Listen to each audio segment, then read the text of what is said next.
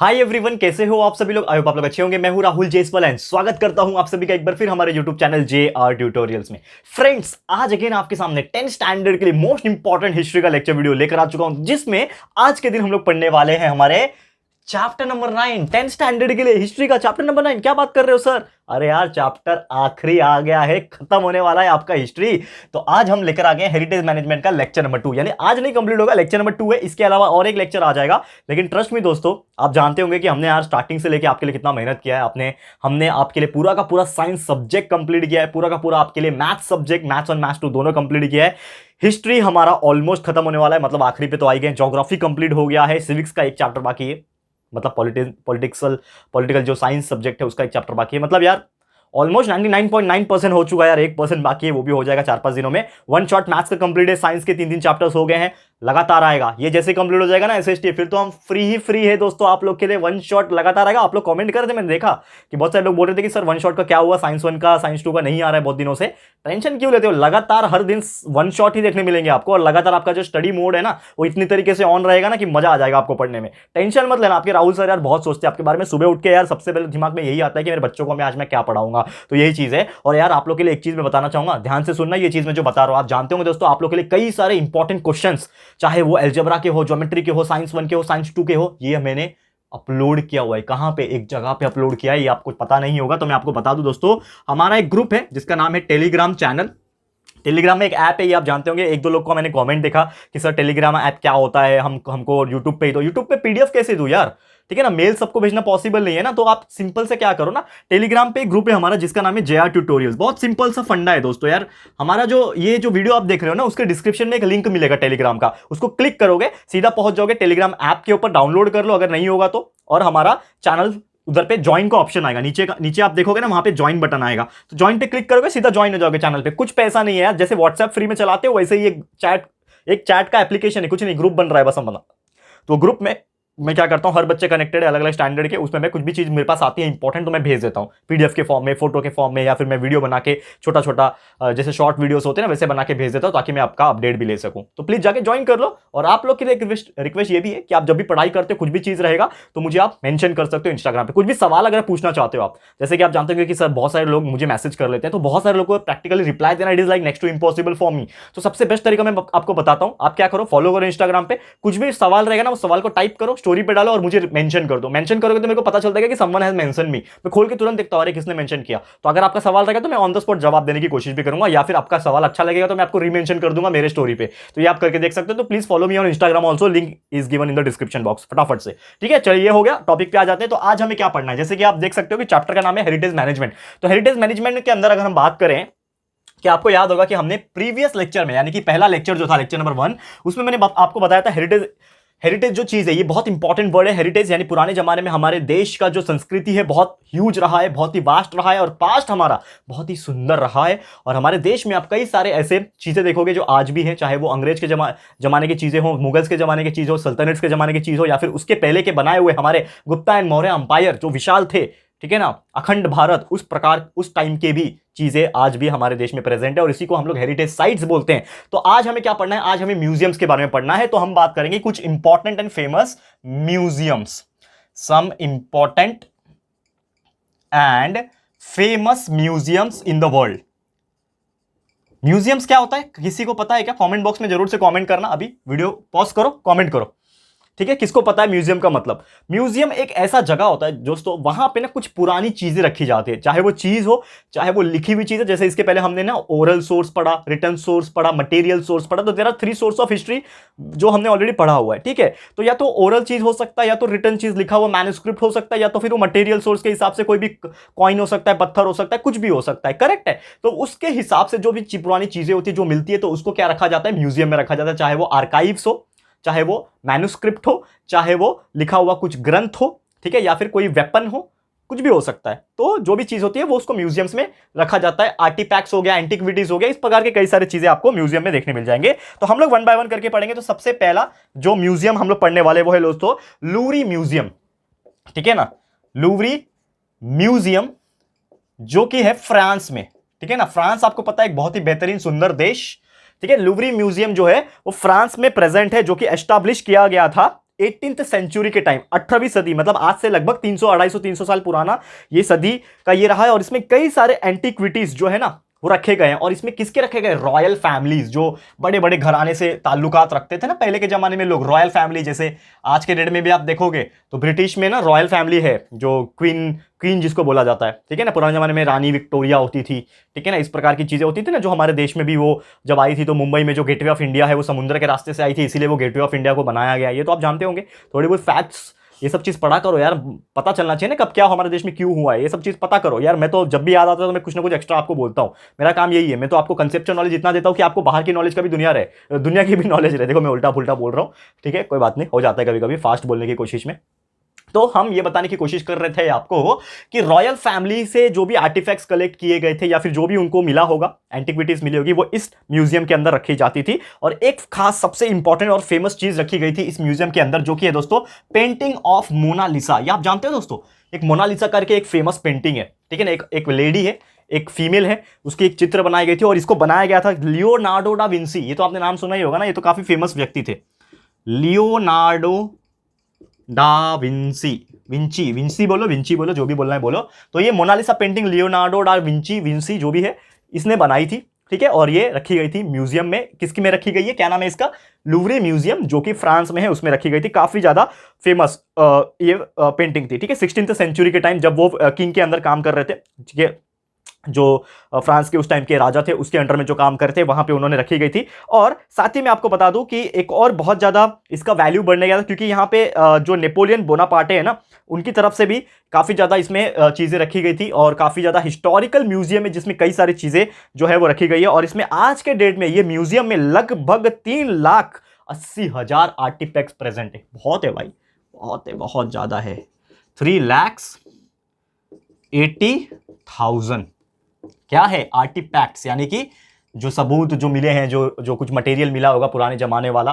जैसे लोग एक डिस्कवरी पे एक शो आता था पहले, क्या तो नाम था उसका, अमेरिका वाले लोग होते थे, क्या करते थे, वो जो मशीन आती है ना जिससे वो टू टू टू टू आवाज आता है, जिससे वो पता चलता है कि जमीन के नीचे कुछ गड़ा हुआ है, जमीन के अंदर कुछ दफन है। तो वो लोग ऐसा ऐसा करके स्कैन करते, जमीन के अंदर कुछ भी आवाज आया, पूरा वो क्या बोलते हैं, फावड़ा लेके ऐसा घुस जाते हैं और वो खोद के निकालते हैं। अरे यार क्या कीमती चीज मिला है, हूर बेबी ऐसे कुछ तो वो बोलता था चिल्ला के, मोटा सा आदमी था, मुझे उस शो का याद नहीं आ रहा है नाम।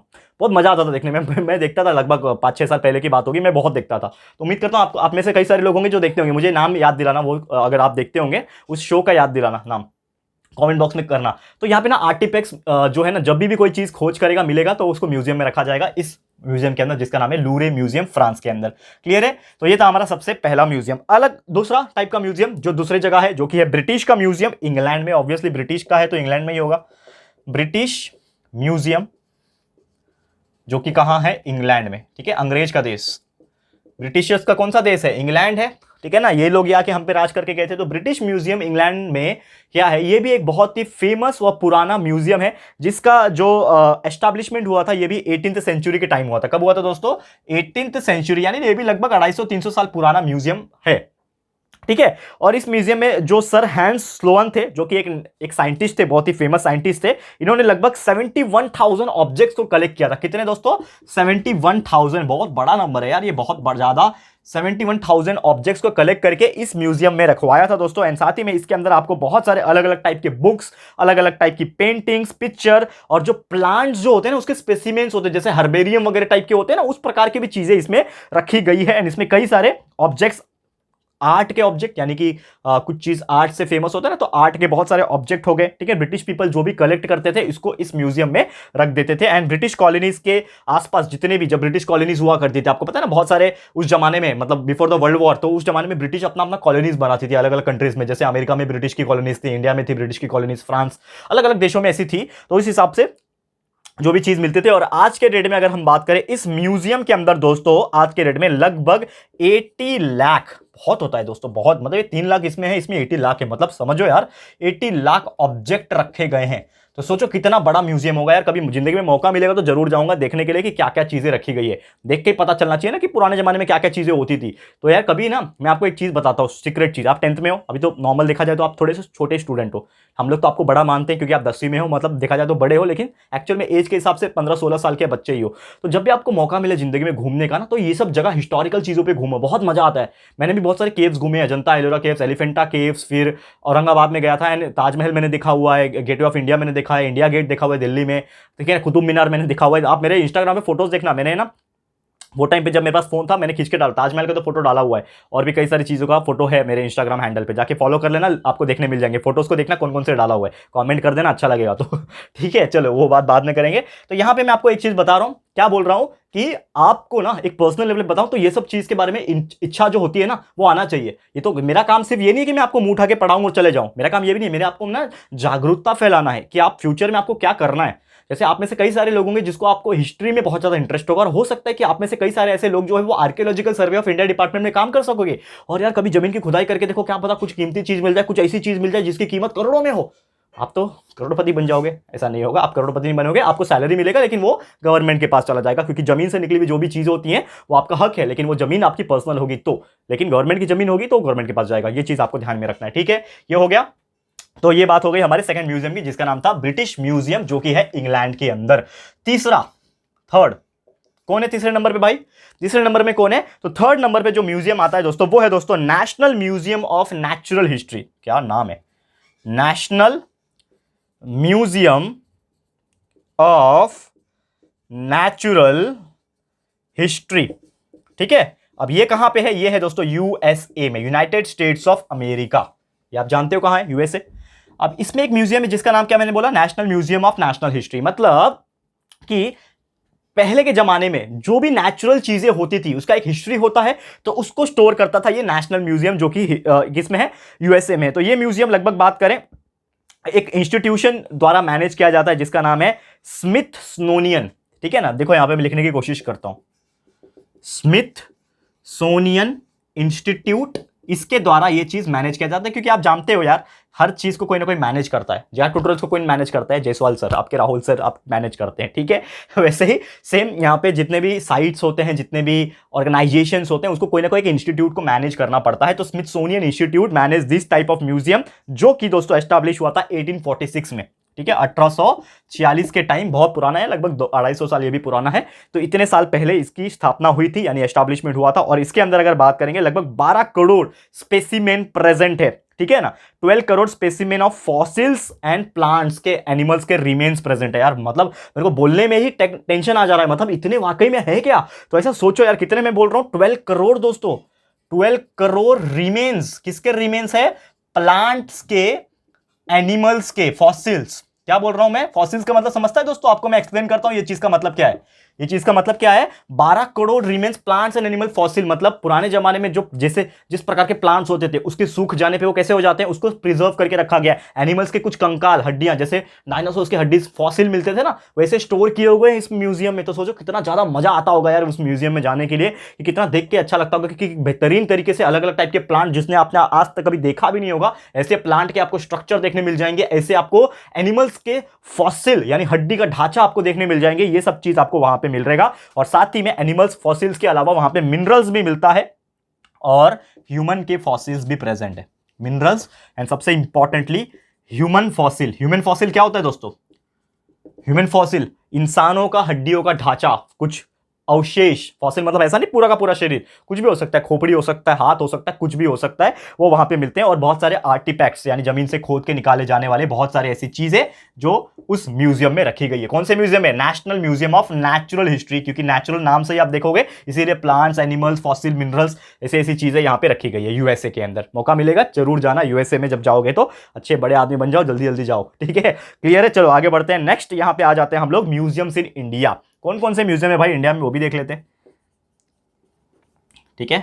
म्यूजियम्स इन इंडिया,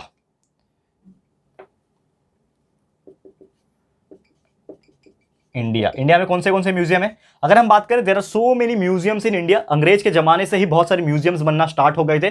तो यहां पे मैं आपको एक बताना चाहूंगा कि जो पहला म्यूजियम इंडिया में बनाया गया था, जिसका नाम था दोस्तों इंडियन म्यूजियम। क्या नाम था दोस्तों? इंडियन म्यूजियम ये बनाया गया था, ये मैंने आपको ऑलरेडी एक्सप्लेन किया था। मुझे कमेंट बॉक्स में कमेंट करना मेरे बताने के पहले, वीडियो को पॉज करो, कमेंट करो। मैंने आपको ये एक चैप्टर में 10th में ही हिस्ट्री में ही एक चैप्टर है, आपको बताया था। चलो बता ही देता हूं। चलो, इंडियन म्यूजियम बनाया गया था नॉर्मली, और ये बनाया था Asiatic society of Kolkata Bengal. ये आप जानते होंगे, ये अभी याद आ गया होगा, अभी याद आया होगा, एक चैप्टर में हमने पढ़ा हुआ है, ठीक है। तो Asiatic society of Bengal Kolkata में अगर बात करें तो ये इंडियन म्यूजियम की एस्टैब्लिशमेंट हुई थी, जो कि 1814 में हुई थी, ठीक है। और ये हमारा पूरे देश का पहला म्यूजियम था। ऑब्वियसली 18th सेंचुरी के टाइम कौन थे हमारे देश में? अंग्रेज थे, तो अंग्रेज ने बनवाया था, नो डाउट अबाउट दैट, लेकिन हमारे देश के लिए पहला था म्यूजियम। और इसी के साथ फिर बहुत सारे ऐसे नेशनल म्यूजियम जो है वो एस्टैब्लिश होते गए। दिल्ली में बनाया गया था 1949 के अंदर। एंड आज के डेट में कई सारे म्यूजियम हमारे अलग अलग राज्यों में, हमारे देश के अंदर अलग अलग राज्यों में ऐसे कई सारे प्रकार के म्यूजियम जो है आज के डेट में प्रेजेंट है। बिग म्यूजियम्स है, छोटे छोटे म्यूजियम है, बड़े बड़े म्यूजियम्स है, ऐसे कई सारे प्रकार के म्यूजियम्स है। और उसके अंदर भी आपको कई सारे प्रकार के आर्काइव्स आपको देखने मिल जाएंगे। एंड साथ में लाइब्रेरीज, जो लाइब्रेरीज होते हैं ना, जो पढ़ाई करने के लिए बनते हैं, तो लाइब्रेरीज भी आपको देखने मिलेंगे। What do mean by archives? यानी कि पुराने डॉक्यूमेंट, पुराने जमाने के डॉक्यूमेंट्स होते थे ना, उसको आर्काइव्स बोलते हैं। लाइब्रेरीज, किताबें कुछ होगी तो उसको पढ़ने का मौका आपको उस लाइब्रेरी के अंदर मिल जाता है। मुंबई में भी ऐसा बहुत अच्छा म्यूजियम है, वहां पे भी आप जाके पढ़ सकते हो। तो यहाँ पे मैं कुछ एग्जांपल देना चाहूंगा जो हमारे देश में है, जैसे कि नेशनल म्यूजियम दिल्ली में है, महाराज सयाजीराव यूनिवर्सिटी वडोदरा में है, कोलकाता यूनिवर्सिटी कोलकाता में है, बनारस हिंदू यूनिवर्सिटी वाराणसी में, अलीगढ़ मुस्लिम यूनिवर्सिटी है अलीगढ़ में, जीवजी यूनिवर्सिटी ग्वालियर में है। तो इस प्रकार के कई सारे ऐसे हैं जहां पे ये सब चीजें जो है मतलब ऐसा कुछ डिग्री एंड डिप्लोमा जो कोर्सेस है म्यूजियोलॉजी में यहाँ पे होता है, ठीक है ना। मैं आपको ये चीज बता रहा हूँ, म्यूजियम्स का नाम नहीं बताया मैंने, यहाँ पे ये बताया कि जो आपको अगर इस म्यूजियम में के कोर्स लेना, जैसे कि बहुत सारे लोग को इंटरेस्ट होगा ना, ये नया चीज क्या पढ़ रहे हैं हम लोग, तो म्यूजियम लॉजी बोलते हैं। म्यूजियम लॉजी मतलब म्यूजियम में पढ़ाई करना। तो इसके डिग्री कोर्सेस आते हैं, डिप्लोमा कोर्सेज आते हैं, और ये इन बहुत सारे कॉलेजेस के जो मैंने नाम लिया, इस कॉलेजेस के अंदर ये डिग्री एंड डिप्लोमा कोर्सेज को करवाया जाता है। अगर आप में से कोई इंटरेस्टेड है तो वहां पे जाके आप अप्लाई कर सकते हो। क्लियर है? वैसे इंटरनेट में बहुत ताकत है, इंटरनेट में बहुत सारे इंफॉर्मेशन आपको मिल जाएंगे अगर आपको इस चीज में आगे पढ़ाई करनी होगी तो, ठीक है। लेकिन अभी 10वीं का पढ़ना है, बोर्ड एग्जाम अच्छे से टॉप करना है, ठीक है, उस पर फोकस कर दे। तो और ये चीज हो गया। वैसे म्यूजियम्स इन इंडिया के बारे में हम बात कर ही रहे हैं, तो एक म्यूजियम बहुत ज्यादा इंपॉर्टेंट है, इसको हम लोग भूल नहीं सकते, जिसका नाम है दोस्तों छत्रपति शिवाजी महाराज, क्या है, वास्तु संग्रहालय, ठीक है। छत्रपति शिवाजी महाराज, हमारे प्रिय, ठीक है, शिवाजी महाराज, इनका एक क्या बनाया था, वास्तु संग्रहालय बनाया था। मतलब एक तरीके से म्यूजियम ही बोल सकते हैं इंग्लिश में बोलूं तो, ठीक है ना, वास्तु संग्रहालय इसको मराठी में या फिर हिंदी में इसको ऐसे ही बोलेंगे हम लोग, ठीक है। तो ये एग्जैक्टली क्या है, छत्रपति शिवाजी महाराज वास्तु संग्रहालय एक्चुअली क्या है? तो बेसिकली क्या होता था कि एक जमाना हुआ करता था जिसमें इसका नाम ना छत्रपति शिवाजी वास्तु संग्रहालय नहीं था, ठीक है ना, इसका नाम रखा गया था प्रिंस ऑफ वेल्स म्यूजियम। क्या रखा गया था? Prince of Wales. ये लिख देता हूं, ये इंपॉर्टेंट है। पहले इसका नाम क्या था? प्रिंस ऑफ वेल्स म्यूजियम, लेकिन धीरे धीरे इसका नाम जो है वो चेंज करके क्या कर दिया गया, छत्रपति शिवाजी महाराज वास्तु संग्रहालय। 1998 में इसका नाम चेंज करके कर दिया गया था, जिसमें ऐसे आपको कई सारे चीजें मिल जाएंगी। और आपको अगर आपको ज्यादा जानकारी लेना है तो आप इस म्यूजियम के अंदर, अगर आप मुंबई वगैरह से आसपास से बिलोंग करते हो तो इस रीजन के थ्रू आपको देखने मिल जाएगा, ठीक है ना। और इसका जो बिल्डिंग जो है म्यूजियम का, ये बिल्ड किया गया था इंडो गोथिक स्टाइल में, ठीक है ना, इसके हिसाब से। और लगभग इसमें बात करें, ये मुंबई में काफ़ी अच्छा फेमस बिल्डिंग को इसको कन्वर्ट किया गया था। एंड म्यूजियम में लगभग 50,000 एंटिक्विटीज आपको देखने मिल जाएंगे, यानी कुछ अलग ऑब्जेक्ट जो होते हैं ना, 50,000 के आसपास चीज़ें हैं, बहुत होते हैं 50,000, एक दिन में देख भी नहीं पाओगे इतना, ठीक है। तो जाके जरूर से घूम के आना, ठीक है। इसमें कई सारे कैटेगरीज जैसे हैं आर्ट्स के कैटेगरीज के, आर्कियोलॉजी, नेचुरल हिस्ट्री, एंड ऐसे कई सारे आर्टिफैक्ट्स और एंटिक्विटीज, कई सारे प्रकार के पुराने जमाने के इस म्यूजियम के अंदर, यानी कि जो छत्रपति शिवाजी महाराज वास्तु संग्रहालय है, इसके अंदर रखी गई है। तो जरूर से विजिट करना, मौका मिलेगा लाइफ में तो। कुछ एंट्री फीस होगा शायद, मुझे पता नहीं है इतना, लेकिन होता है, छोटा मोटा एंट्री फीस होता है, जाके आप घूम के आ सकते हो, ठीक है। क्लियर है? तो यही था दोस्तों हमारा चैप्टर, आई मीन टू से लेक्चर आज का। तो इसी के साथ वीडियो आज का मैं समाप्त करना चाहूंगा। Lecture number 2 is completed. वैसे ही और भी एक दो चीजें पढ़ी है हमारे इस चैप्टर के अंदर, वो हम लोग लेकर आ जाएंगे, जो कि हम लोग पढ़ेंगे हमारे लेक्चर नंबर 3 में। तो फटाफट से आप लोग वेट कर लेना, अगले लेक्चर का इंतजार कर लेना। मैं जल्द से जल्द आपके लिए वीडियोस बनाऊंगा। आप जानते हो कि राहुल सर बहुत मेहनती है और रोज वीडियोस लेकर आते हैं, तो टेंशन बिल्कुल मत लेना, आगे की चीजें आपको आगे के लेक्चर्स में मिल जाएंगे। तो आप बने रहना हमारे साथ, प्यार दिखाते रहना। वीडियो कैसा लगा है प्लीज हमें बताना, कॉमेंट करके अपनी राय और सजेशन देना, ठीक है। और पढ़ाई अच्छा लग रहा है, स्क्रीनशॉट लो, डालो इंस्टाग्राम पे, मुझे टैग करो। मैं भी देखना चाहता हूँ आप में से कितने लोग रेगुलर पढ़ाई करते हो, ठीक है। जितने रेगुलर मुझे देखने मिलेंगे टैग्स, उतने मुझे पता चलेगा कि मेरे बच्चे यहाँ पे रेगुलर पढ़ाई करते हैं, अच्छी तरीके से पढ़ाई करते हैं, ठीक है। तो प्लीज फॉलो कर लेना और टैग कर लेना। एंड साथ ही में पसंद आए वीडियो को तो लाइक कर देना, शेयर अपने दोस्तों के साथ करो। देखो यार, मैं क्यों बोल रहा हूँ ये दोस्तों के साथ शेयर करने के लिए, क्योंकि मुझे ऐसा लगता है कि शेयरिंग इज केयरिंग। जिसे आप लोग पढ़ रहे हो तो यार ये जो वैल्यूएबल इंफॉर्मेशन में मेहनत कर रहा हूँ, ये बाकी लोग तो भी तो पहुंचाओ, रीच करवाओ, ठीक है ना। आपके फ्रेंड्स भी पढ़े अच्छी तरीके से, ठीक है, तो आप भी ग्रो हो जाओ अच्छी तरीके से, हम भी ग्रो हो जाए, और आपके फ्रेंड सर्कल में भी ये चीजें डिस्ट्रीब्यूट हो जाए, ताकि हर गरीब से गरीब बच्चा भी अगर ये पढ़े। एक जो कुछ कम्युनिटी ऐसे होते हैं जहां पे ये वीडियोस रीच नहीं हो पाते हैं, छोटे छोटे गांव के कस्बे जो होते हैं, तो ये वीडियो वहां तक मैं चाहता हूं पहुंचे, ताकि वो जो बच्चा, अगर पूरे पूरे गांव में एक ही मोबाइल होगा तो भी यार एक मोबाइल ऑन करके वो लोग जेआर ट्यूटोरियल्स के वीडियो देख सके और अच्छे से पढ़ाई कर सके और एग्जाम में, बोर्ड एग्जाम में टॉप कर सके।